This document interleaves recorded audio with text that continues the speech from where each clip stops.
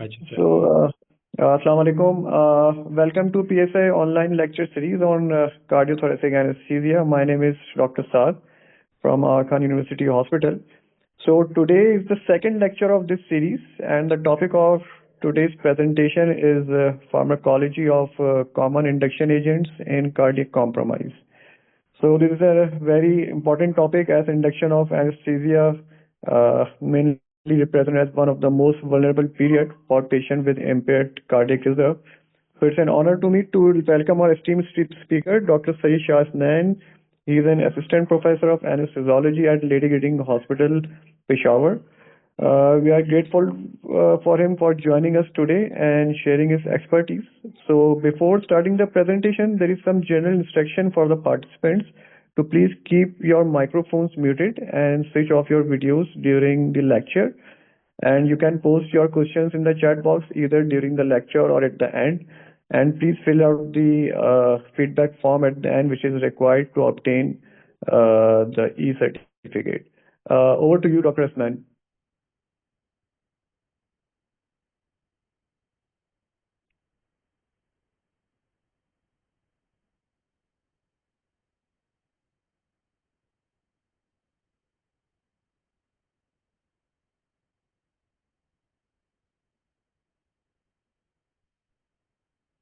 Assalamu alaikum everyone. Thank you Dr. Saad for your welcome note. शुरू करते हैं अल्लाह के नाम से बिस्मिल्लाहिर्रहमानिर्रहीम रब्बि इश्रह ली सदरी वयस्सिर ली अमरी. So as Dr. Saad mentioned, I am working as assistant professor in Lady Hospital, Peshawar. So the topic of presentation for today's lecture is pharmacology of common induction agent in cardiac compromise. So before moving to my actual presentation, I share this slide. George Miller suggests that the short-term working memory can hold up to 7 ± 2 units of information. इस slide को देने का मकसद मेरा सिर्फ यही है कि to prevent cognitive overload information should be organize into small manageable chunks. Pharmacology थोड़ा सा डिफिकल्ट एक सब्जेक्ट है. इसमें काफ़ी सारी चीज़ें हैं, तो मैंने कोशिश की है कि कितना इसको जो है उसको मैं मैनेजेबल और उसमें करूं आसानी के साथ, तो बेहतर होगा इंशाल्लाह. तो my learning objective for today lecture will be pharmacodynamics and kinetics in compromised cardiac state, hemodynamic implication and safe agent selection, dosing modification and adverse effect prevention, dosing evidence-based application in perioperative cardiac care. So anyone can define cardiac compromised state, please?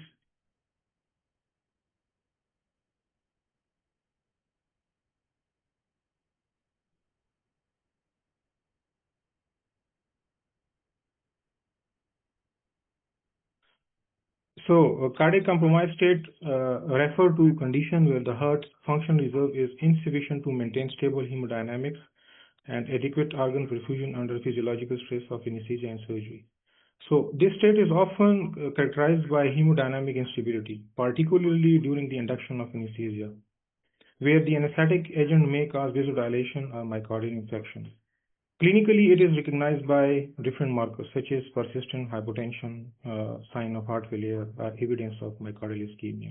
So key findings are here are clinical compromise is often defined by systolic blood pressure falling below 90 or presence of acute heart failure.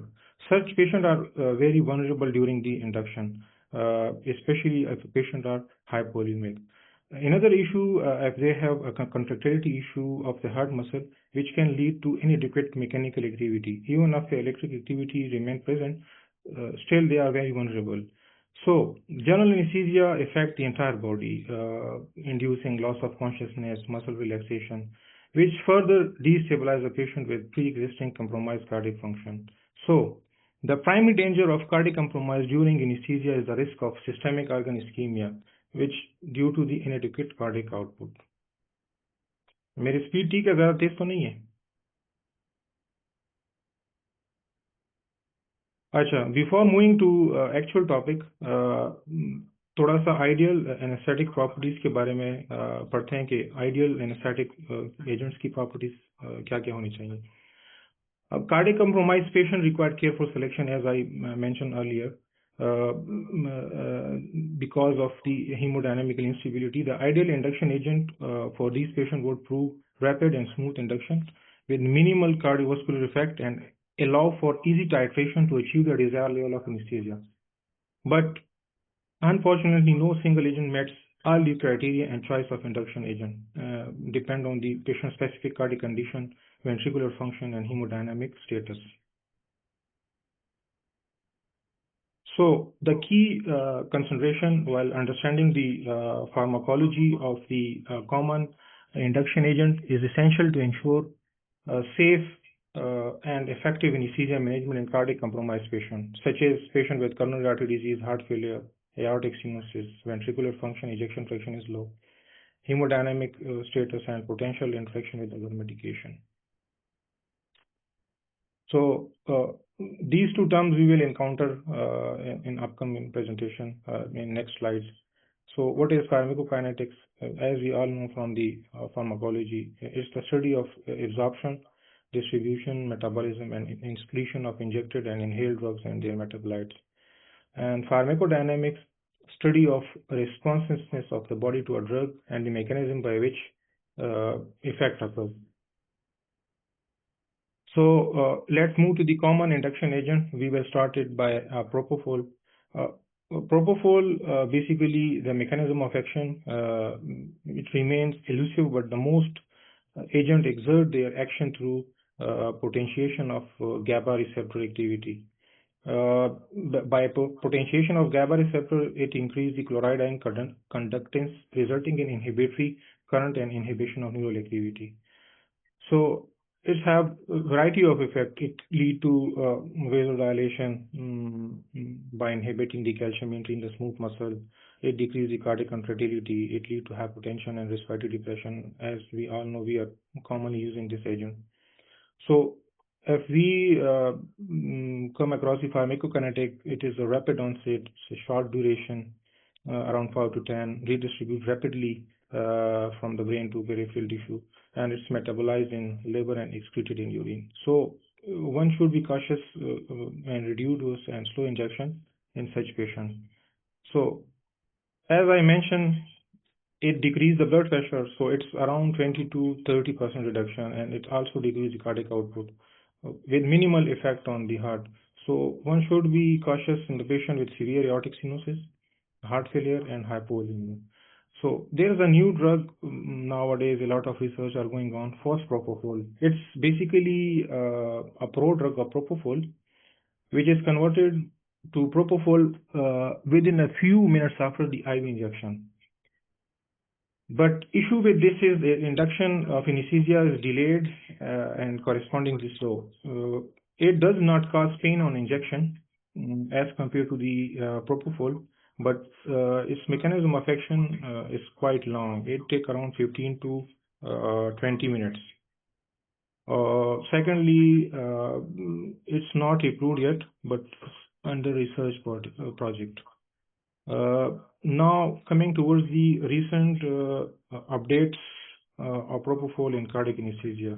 So there is a large multi-center trial between the TIVA versus volatile anesthesia, which enrolled around 3,123 patients, found no significant difference in 30 days mortality or major complication between volatile anesthesia, SIVA or DIS, or propofol, TIVA, and cardiac surgery.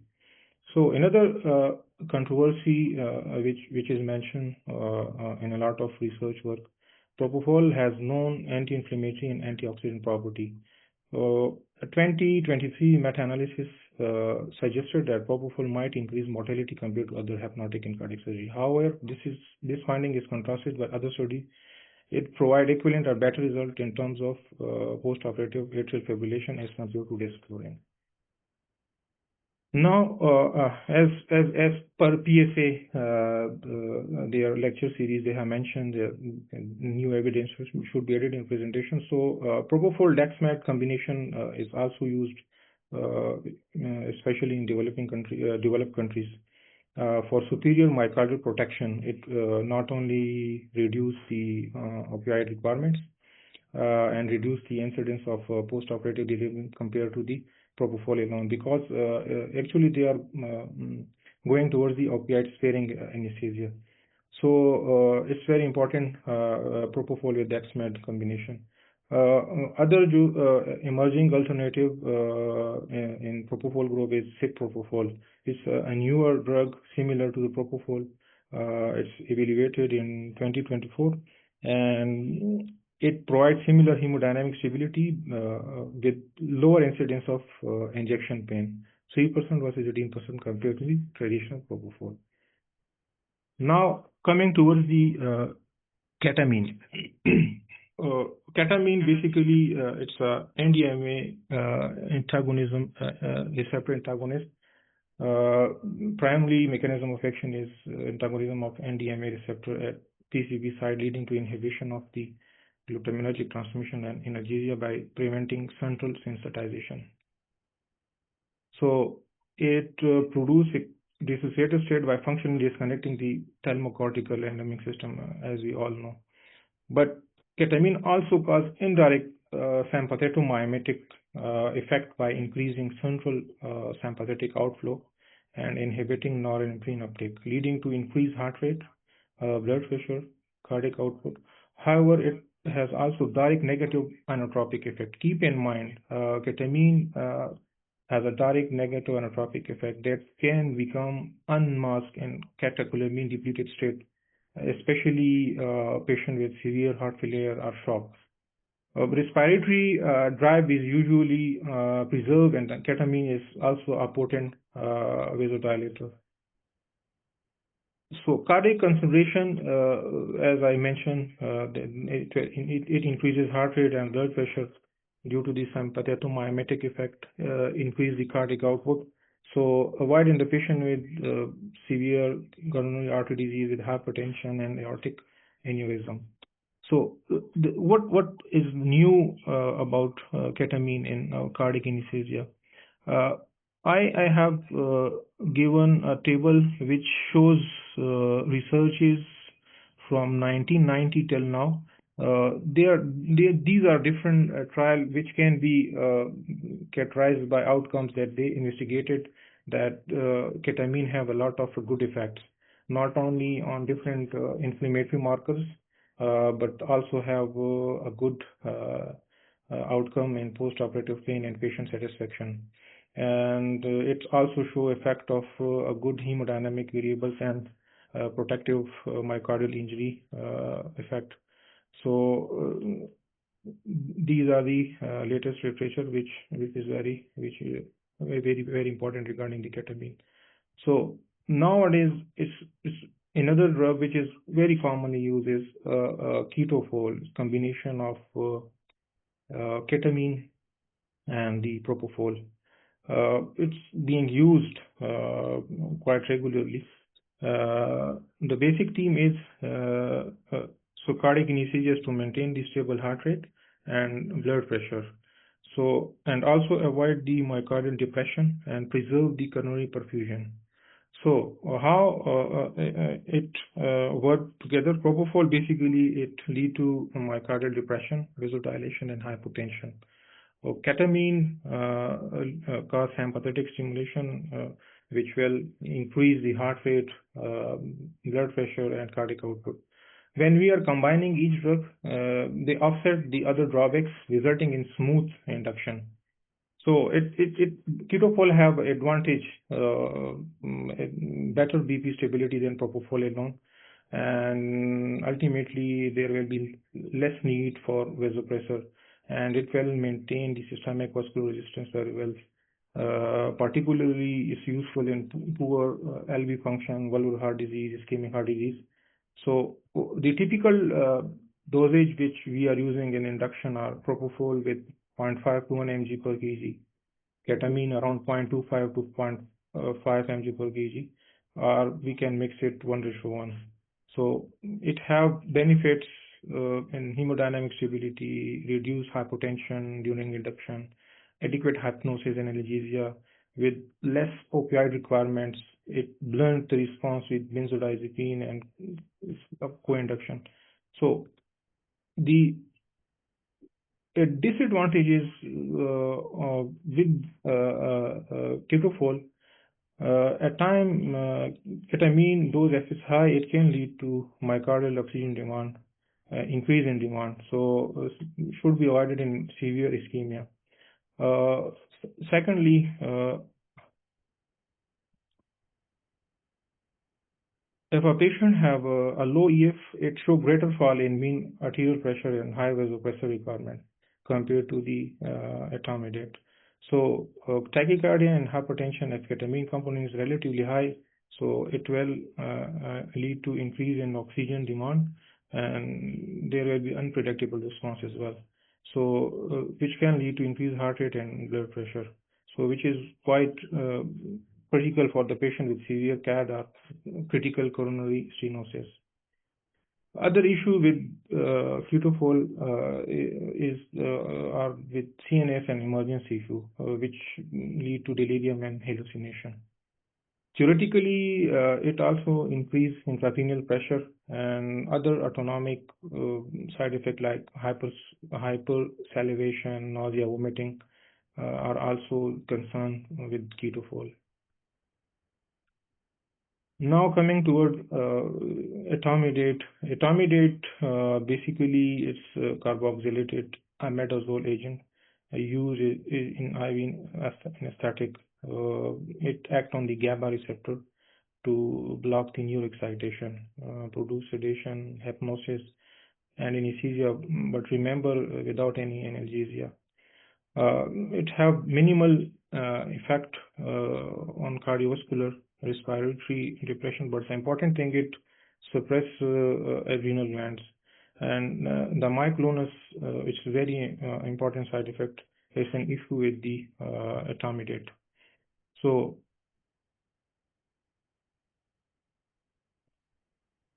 our cardiac concentration with the etomidate, it's minimal effect on heart rate and blood pressure, with minimal effect on cardiac output. But taking into account the adrenal insufficiency, one should be caution in adrenal insufficiency, sepsis, and trauma patient. In Pakistan, etomidate primarily available as an IV induction agent in following strength: 2 mg by 2 mg per ml, around 20 mg per 10 ml ampule, with the name of etomidate Raipura. Usually the dose is around 0.3 to 0.4 mg per kg IV over 30 to 60 seconds. So what are the new evidences regarding the etomidate? Current evidences show that etomidate continue to be a very excellent cardiovascular stability on induction, which make it very useful with compromised cardiac function. It causes minimal hypotension compared with many alternatives, which lead to preserve mean arterial pressure and avoiding excessive vasopressor requirement during induction and intubation. Clinical outcome after cardiac surgery, there are recent meta-analysis and large retrospective studies that etomidate does not significantly change mortality, ICU length of stay, or duration of mechanical ventilation when used for induction in cardiac surgery. So these analyses confirm stable hemodynamic with etomidate, but do not show improved long-term post-operative outcomes with other agents like propofol, etc. The other issue with etomidate is adrenal suppression.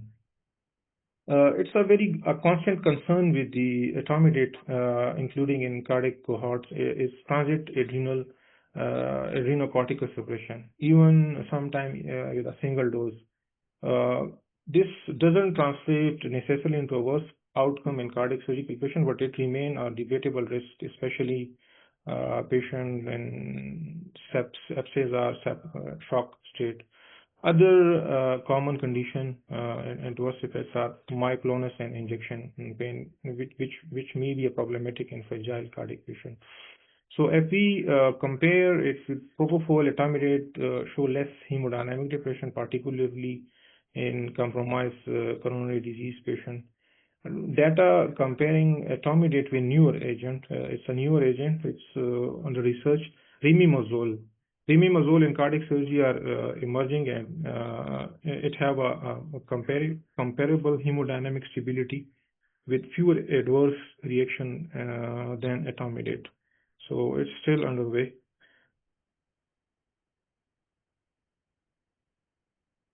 So, as I mentioned about the disadvantages of etomidate, it lead to adrenal suppression, myoclonus,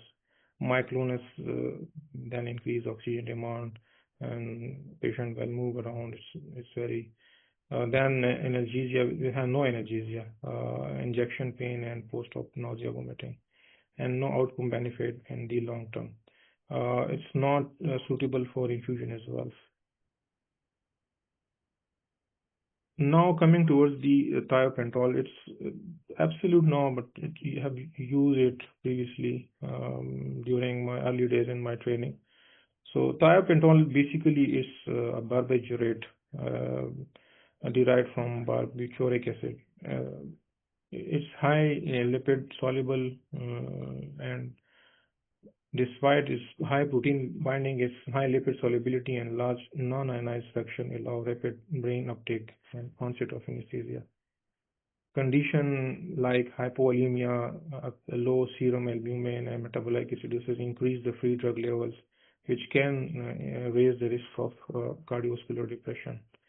So it was brief about the thiopental. Now, if we compare all the drugs so far we have so if we check the propofol, look the heart rate, contractility, SVR, and mean arterial pressure, respiration, and cerebral flow. The propofol, thiopental, there is a minimal effect on heart rate. Ketamine increase, thiopental increase, etomidate have no effect. It only have effect on the adrenal cortex mentioned. So this is a summary of the pharmacology of different agents we just present about. Now the Dexmed, so it's highly selective alpha 2 adreno receptor agonist with multiple application in anesthesia, cardiac anesthesia, and intensive care. So basically, mechanism is it binds to the alpha 2 adreno receptor, resulting in conformation changes, which in turn activation of G alpha unit and exchange of GTP, which lead to hyperpolarization of the cell membrane, inhibit the voltage gate calcium channel, so reduce the intracellular calcium due to secretion of neurotransmitters such as NORAD. So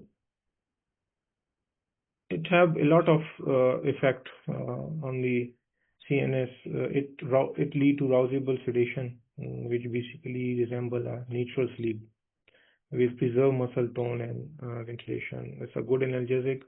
It decreases cerebral blood flow, and on respiration have minimal changes in ventilatory function. It mildly increase the heart rate and tidal volume, maintain the hyperbaric drive and airway reflexes, which is a very good property. Theoretically, there is a risk of adrenal suppression with the Dexmed. Cardiovascularly, initially there is a brief surge of increase in blood pressure and decrease in heart rate, followed by decreased BP and cardiac output, with no effect on the stroke volume. So there are severe bradycardia and asystole reported with Dexmed. It also decreases the GA mortality and decreases the ADH activity, which can lead to diuresis. These are the example for a 60 kg adult dosage. Initial loading dose around 1 miles per kg over 10 to 15 minutes, followed by infusion maintenance dose of 0.2 to 0.7 microgram per kg per hour. So moving towards the recent evidences about the Dexmed, their mortality and major clinical outcome. Recently, जो meta-analysis 2025 में about dexamethasone who had intraoperative dex was associated with significant reduction in all-cause mortality and in hospital mortality versus control. It also reduced ICU stay, hospital length of stay, and mechanical ventilation duration. However, 30-day mortality was not significantly reduced. So if we summarize the emerging evidence about the dexamethasone, it reduced overall mortality in cardiac surgery patient. There is a lower incidence of postoperative delirium, reduced ICU hospital stay, and mechanical ventilation. One important thing is its opioids. They have opioid-sparing effects and enhanced recovery profile. There is a potential reduction in postoperative atrial fibrillation and rhythm disturbances. Hemodynamically, there is a chance of bradycardia hypertension, which generally manageable with careful monitoring. But one should be cautioned with it can lead to a severe bradycardia, which can worsen the heart rate. With high-grade EV block, there is risk of asystole. With severe LV dysfunction, it can lead to decrease in cardiac output. With severe hypovolemia and cardiac tamponade. So we should be cautious when using dexamethasone in such kind of patient. Midazolam is also some most common use during induction. It's basically a benzodiazepine that enhances GABA A receptor activity by increasing the frequency of chloride channel opening, which lead to hyperpolarization and CNS inhibition, which lead to sedation, ensolesis, amnesia, and anticonvulsive effect. It's a rapid onset with intermediate duration, metabolized in liver and excreted in urine. Our cardiac concentration for midazolam, they have minimal effect on heart rate and blood pressure, with minimal effect on cardiac output.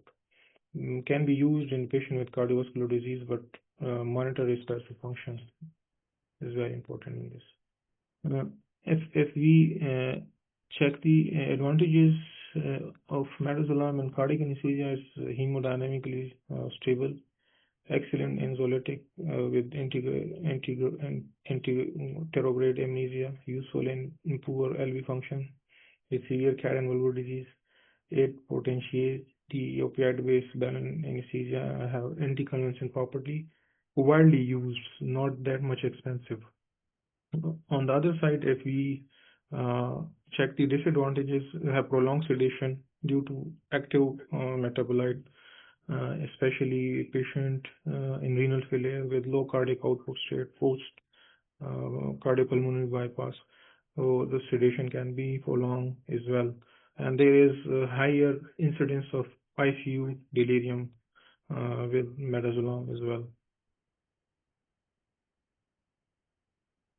So if we summarize the midazolam, it offers cardiovascular stability and amnesia, but its prolonged sedation and delirium risk limit its role in modern fast-track cardiac anesthesia. If we summarize the different induction agent as we discussed previously, so it's a table for propofol, etomidate, ketamine, midazolam. Propofol is good for rapid induction, can lead to hypotension and respiratory depression. Etomidate is good for hemodynamic unstable patient, but can lead to adrenal suppression. Ketamine again is very good for bronchospasm or hypertension, but can lead to emergence reaction. And midazolam is good for ensolesis, but can lead to respiratory depression and amnesia. Now coming towards some adjuvants like lidocaine. Lidocaine as an induction agent in cardiac thoracic anesthesia, not a primary induction agent, but it's used as adjuvant with a dose of 1 to 1.5 mg per kg before induction. Basic theme जो है इसका है attenuates the pressure response to the laryngoscopy and intubation, which reduce the tachycardia and hypertension, which is very important in patient with coronary artery disease, aneurysm, and valvular disease. Second, MAC sparing and hypnotic sparing effect.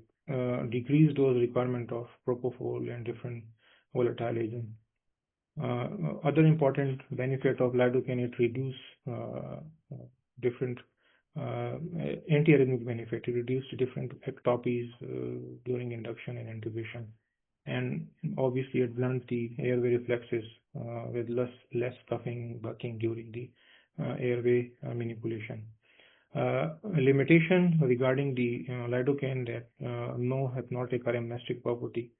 There is a risk of toxicity with higher doses, or especially the patient with reduced cardiac output. So one should take very caution in severe LV dysfunction and hepatic impairment. Regarding the current evidences of lidocaine, it show inconsistent benefit. May slightly reduce early pain, but opioid sparing effect is minimal or absent. Regarding the neurocognitive outcome, no reduction in postoperative cognitive dysfunction. Emerging central data suggests that lidocaine may reduce reperfusion ventricular arrhythmias, but it's not definitive. It's working going on still. Research is going on this. Regarding inflammation and recovery, there is not consistent improvement in inflammatory marker, ICU stay, or length of hospital stay. So, in modern cardiac anesthesia, lidocaine has limited evidence-based benefit with possible role in selected analgesic strategies and arrhythmia suppression, but it's not recommended routinely for neuroprotection or fast-track recovery. Now coming towards different inhalation agents, isoflurane. Isoflurane basically inhibit neural activity, which enhance the GABA A activity. It have different effects, like it lead to vasodilation, decrease the cardiac contractility, hypotension, respiratory depression, bronchodilation. It's rapid in onset with intermediate duration around 10 to 20 minutes with moderate blood solubility.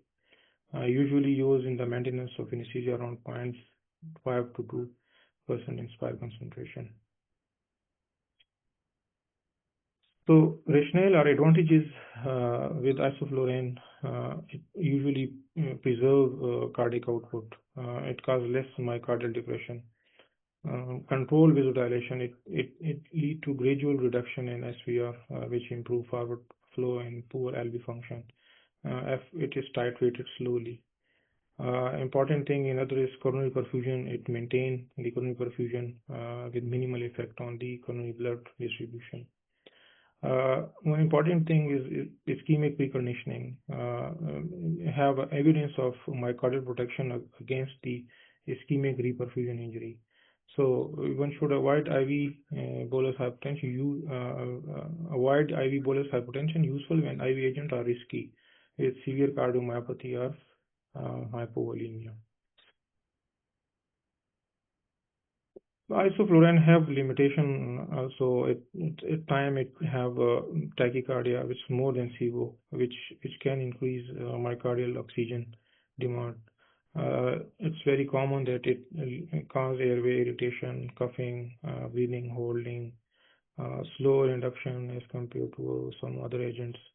Not ideal in many conditions like severe aortic stenosis. So practically, if we are using isoflurane, usually slow and incremental induction, and combined with other opioid and benzodiazepine to blunt the sympathetic responses. The new evidences regarding isoflurane. Isoflurane has some evidence for myocardial protection and safe hemodynamic use in cardiac compromise when titrated appropriately, but large definite trials comparing outcome with other agents are still limited. Now coming towards sevoflurane, same, it inhibit the neural activity, and again it enhances the GABA activity. It have different effects, vasodilatory, coronary, periphery, and cerebral. Same like isoflurane, it decrease the contractility, hypotension, which is dose dependent, respiratory depression and bronchodilation. It's a rapid onset of action with low blood solubility. Our cardiac concentration with the sevoflurane, it decreased the systemic vascular resistance and cardiac output by 10 to 20% with minimal effect on the heart rate. Can be used in the patient with cardiovascular disease, but monitor hemodynamic closely. So these are the some advantages and disadvantages of the sevoflurane. It's a very smooth, rapid inhalation induction due to low blood gas solubility. It's a stable at low to moderate concentration, non-pungent. It have myocardial protection, ischemic precondition during CABG patient especially. Blunt sympathetic response to laryngoscopy when combined with other opioids. Rapid emergence, easier titration for the hemodynamic optimization, and useful when IV access or bolus induction is risky. Disadvantage with sevoflurane, it causes dose-dependent hypertension and severe LV dysfunction. At time, it can lead to tachycardia. It's not an ideal in severe aortic stenosis or fixed cardiac output state. Patient requires some cooperation during and mask ventilation during induction. It's expensive as compared to the isoflurane or midazolam. So limited large-scale evidence for mortality benefit or T1 cardiac surgery, and it also required dose hemodynamic monitoring and vasopressor support if needed. Regarding desflurane, it also inhibits the neural activity by enhances GABA activity. It affects same vasodilation and increased heart rate, but it increased heart rate more as compared to the isoflurane and sevoflurane. At higher concentration, it can lead to hypertension and respiratory depression. It have also a bronchodilatory effect. It's a very rapid onset, around 2 to 4 minutes, with low blood solubility, rapid emergence, with minimal metabolism and excreted unchanged in urine. Its usual use in maintenance of anesthesia around 3 to 6% of inspired concentration. Can be used for induction 6 to 8%, but not commonly used in our part of the world. So our main concentration regarding the use of desflurane, it increases the heart rate and cardiac output, can cause hypertension at higher concentration. We should avoid in the patient with coronary artery disease or hypertension, and use with caution in the patient with cardiac disease. Monitor hemodynamically closely.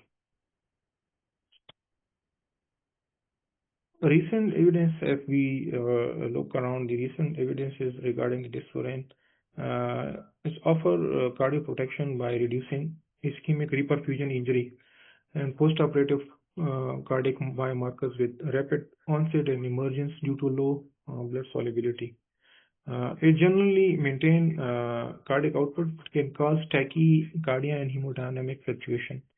Compared to the SIVO, it provides similar myocardial protection and is superior to TIVA, although careful monitoring needed for arrhythmia.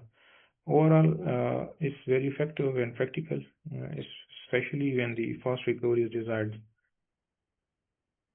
Now coming towards a very common phenomena, coronary streal phenomena. Coronary streal occur when the vasodilation in a non-stenotic coronary vessel divert the blood away from the stenotic or ischemic region. So it can potentially worsen myocardial ischemia in the patient with coronary artery disease. So what are the different effect of common volatile agent? If you see the table, the isoflurane is a very potent coronary vasodilator.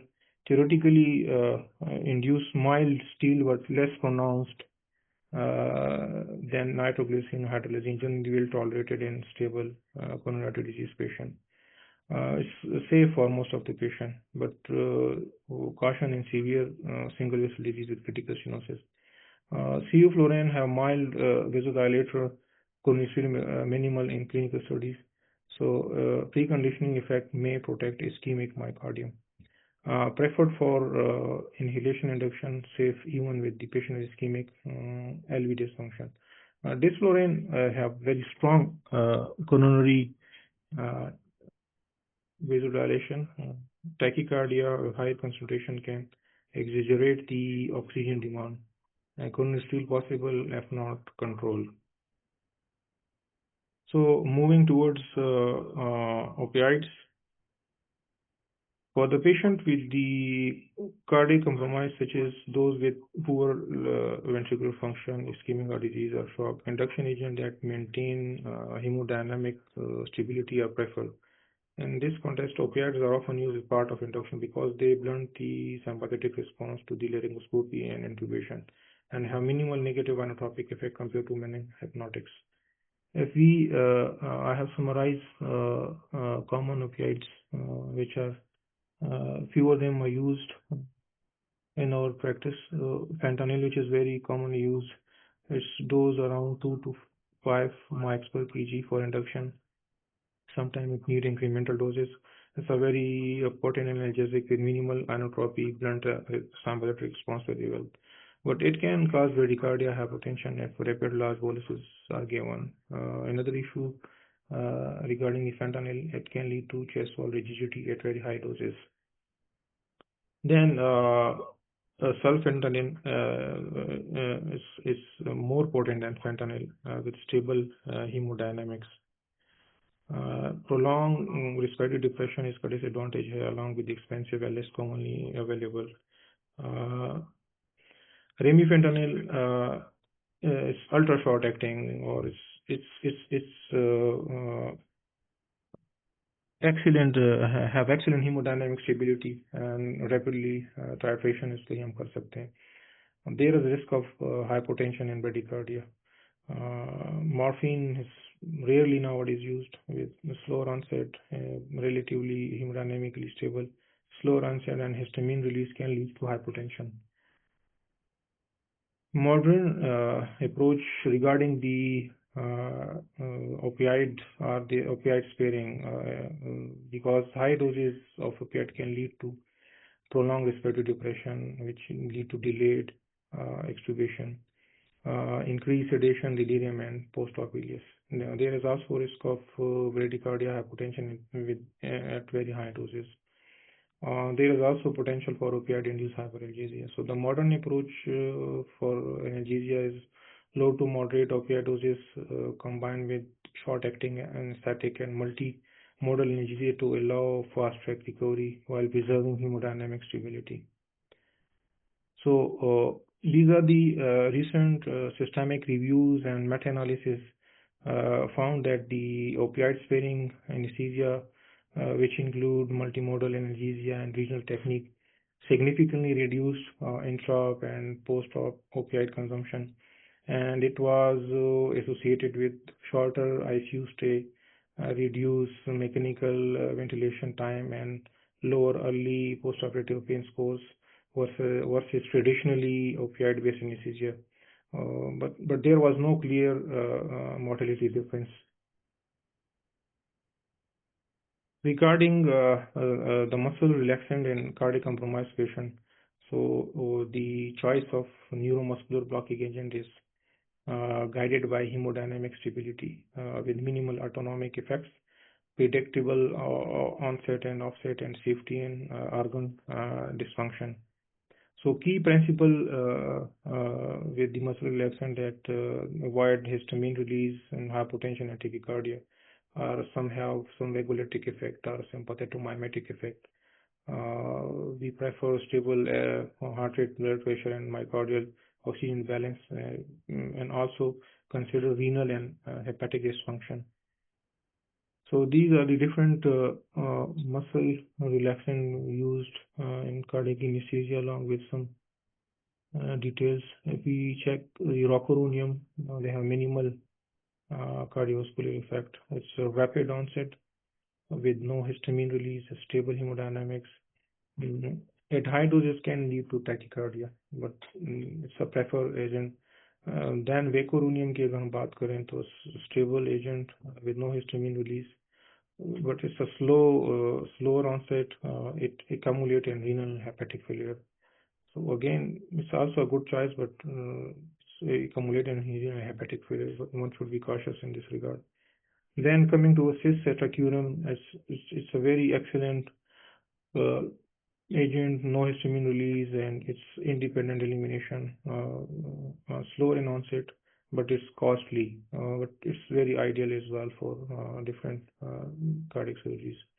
Now, atracurum again, it's a good choice, but it sometimes its histamine release can lead to different like hypertension, and also it's organ independent metabolism, but it decreases a mild if fast dose not given, so it's also a good choice. Then coming towards the pancuronium, have a longer duration and it have a vagolytic effect which lead to tachycardia. One should avoid any ischemic heart disease. Then succinylcholine. Succinylcholine, avoid unless it's absolute indication. It can lead to verdi and tachyarrhythmias. So, if we summarize the preferred agent by clinical scenario, so if the patient has severe LV dysfunction or cardiogenic shock, cis-cetacurum or vicuronium. If the patient have ischemic heart disease, we can give rocuronium or cis-cetacurum. In case of renal failure or hepatic failure, cis-cetacurum or atracurum. With the rapid sequence induction, rocuronium is the ideal choice.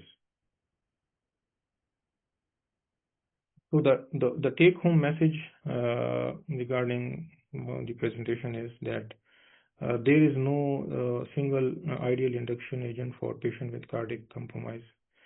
Choice should be individualized, balancing hemodynamic stability, myocardial infusion demand, and patient comorbidities. Opioids are often used to blunt the sympathetic response. Low-dose hypnotic or multimodal approaches can minimize hypotension. The key principle is tailor, titrate, and monitor. No drug is universally safe. Dr. Sat? Have you completed, Dr. Hasnain? कुछ MCQs हैं participant उसमें अगर वो हिस्सा लें तो बेहतर होगा. Yes, you have 5 minutes. You can carry on. Okay.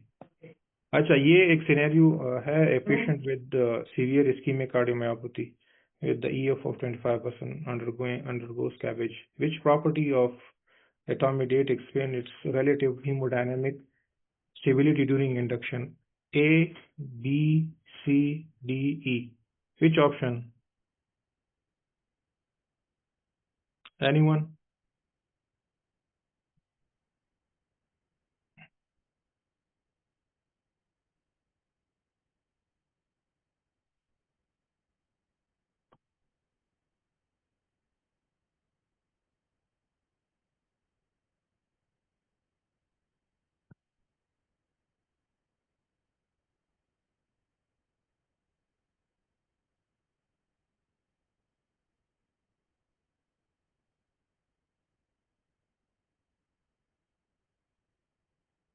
So the answer is B, etomidate. Dr. Hera Fatma says answer is B. Oh, it's fine. The answer is B. It preserves the autonomic reflexes and doesn't cause vasodilation. So another one. Ketamine become hemodynamically unfavorable in severe cardiac failure because it causes histamine release, it directly depresses myocardial contractility, its sympathetic stimulation is absent in catecholamine depleted state, it increases coronary steal, it causes profound bradycardia.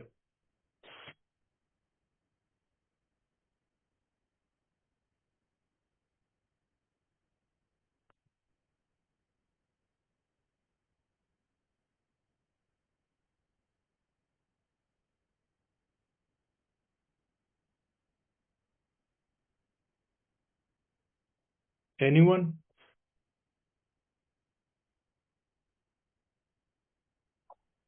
C. Catecholamine depleted state. Yes, it's sympathetic stimulation, yes. In critically ill or depleted state, catecholamine depleted state, I mean intrinsic myocardial depression effect may predominate, so it's good. So, propofol-induced hypotension in cardiac compromised patient is primarily mediated by directly beta-adrenergic blockage. It reduced the myocardial contractility alone. C, it decreases systemic vascular resistance and preload. D, coronary visual constriction. E, increase vagal tone at SNO. C. It decreases the C. Decompress yes. systemic, decrease Yes, systemic C. vascular resistance and preload. Yes, C, yes, good. Dexmed is particularly useful in ischemic heart disease because it increases coronary blood flow, reduce heart rate and myocardial oxygen consumption, act as a direct coronary vasodilator, improve LV contractility, prevent platelet irrigation. What's the answer of 4? It's B. Reduces heart rate and myocardial oxygen consumption. Yes, very good. Okay, last one. The patient with severe LV dysfunction and catecholamine depletion. Ketofol may still cause hypotension because ketamine releases histamine, propofol suppresses baroreceptor reflex, it have intrinsic myocardial depression effect, ketamine reduce preload, and propofol increase vagal tone. C. Yes, it's C. Ketamine intrinsic myocardial depressant effect becomes unmasked by propofol. Yes, very good. So thank you very much. Pharmacology it's very boring subject, but I try my level best to make it easy for you. So any question? Welcome. Yes, I have a question. I want to ask your experience regarding, you mentioned IV lidocaine timings, it should be before induction. So what do you think it is beneficial to give before induction or before intubation should be given to blunt the... It should be given before induction. Okay. Yes. So second thing, sir, I want to ask that you talked about Dexmed. Yes. What I observed that when we are giving Dexmed in patients infusions with the initial bolus doses, I observed delayed recovery in these patients. What are your experience regarding that? Thank you, sir. डेक्समेड के साथ सच तो मैंने delayed वो नहीं देखा हुआ, लेकिन with patient एक पेशेंट में मैंने ब्रेडिकार्डिया एंड सीवियर हाइपोटेंशन देखा हुआ है which is quite refractory to atropine as well. So जब भी आप डेक्समेड यूज करें तो ये माइंड में रखें कि it can lead to severe bradycardia at time and hypotension. तो यूजुअली ये सेफ है, इमर्जिंग ड्रग है, उसका बेनिफिट्स बहुत ज़्यादा हैं एज अ गुड एनाल्जेसिक. दूसरा रेस्पिरेटरी डिप्रेशन इतना नहीं करता, और जो इम्पोर्टेंट बात है ओपियाइड स्पेयरिंग इफेक्ट इसका बड़ा अच्छा है, क्योंकि आजकल जो है ओपियाइड स्पेयरिंग पे है जो है ना दुनिया काम कर रही है, और most of the time opioids इतने यूज नहीं हो रहे हैं. सो मेरा पर्सनल एक्सपीरियंस डेक्समेड के बारे में यही है. Dr. Hasnain, there is 3 questions which been asked in the chat box. One of the question is, would you like to elaborate what would be the strategy of using etomidate in patients who are already on steroids for a long time or depressed adrenal function? What would be the ideal dosage in those cases? देखें doses इसमें हम decrease करते हैं ideally. इस पे literature काफी इसमें मैंने सर्च किया एटोमिडेट पे. Excuse me, Dr. Hasnain, we have international participants as well, so I request you to keep the conversation. Okay. Thank you. Welcome. Okay, regarding etomidate, if a patient is on the steroids, so we theoretically we can still use it with a low dosage as compared to that standard doses around 0.3 or 0.1 to 0.3 mg per kg. But still literature, we need some literature about the renal suppression as well. At time with a single dose it can lead to renal suppression. So still debatable subject. Okay. The next question in the chat box is, please tell about the protocol of induction drugs of MI patients in ICU. In what would be the protocol of inducing the patient having an MI in ICU? What would be the ideal? I think they want to ask what would be the ideal drug to induce a patient in ICU having an MI? Look, it depends on the hemodynamic of the patient. Most of the time, etomidate with good analgesia, it will be a good choice for induction with the patient with MI.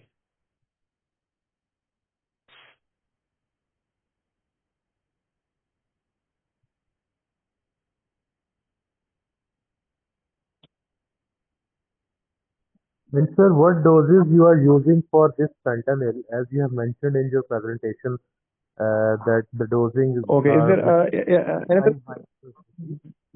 Hello? Yes, I have mentioned the dose of fentanyl. Its dose is around 1.5 to 2.5. What is your experience? What boluses you are giving in cardiac patients? At what doses you are giving? What are you? For initial, we give around 2 to 5 mics per kg for induction. So after sternotomy, sometimes you can give incremental doses as well. So fentanyl, you can give around 2 to 5 mics per kg. Okay. Thank you so much. Any other question? Yeah, but I want to share my experience. Okay. That I'm using fentanyl, but thank you so much, Dr. Syed. Sir, I have a question. Sir, I have a question. Kind. Okay. Sir ये बता दें कि डेक्समेट का analgesic effect है specially in cardiac surgery अगर हम उसे opioid sparing के तौर पे यूज करें. Yes, I have already mentioned a lot of research work on this that it have opioid sparing effect. I can also share these research in the group if you want it. It have a very good opioid sparing effect. I have already mentioned. You can also see the recent evidence about the Dexmet. I have shared on the wall as well. Sir I have read many articles पर उसमें यह है कि वो डेक्समेट के साथ या तो या तो लाइडोकेन की इन्फ्यूजन यूज कर रहे हैं या फिर केटामीन की. अगर हम अपने कार्डियक सर्जरी करवाएं और उसमें सिर्फ डेक्समेट यूज करें और Dr. Hera, kindly please ask your question in English. I request all the participants and the presenter as well to please communicate in English. This is an international forum, so kindly.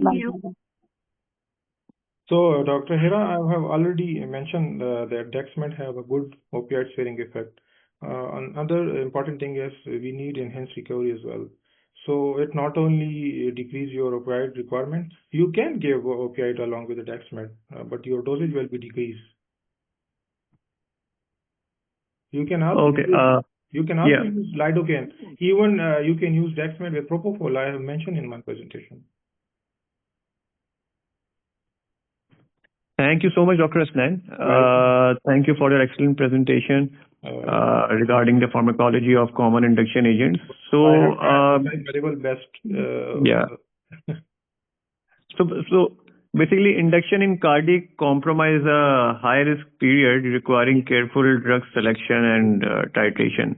So basically, choose the drug basically based on the physiology rather to use the routine drugs in these type of patients.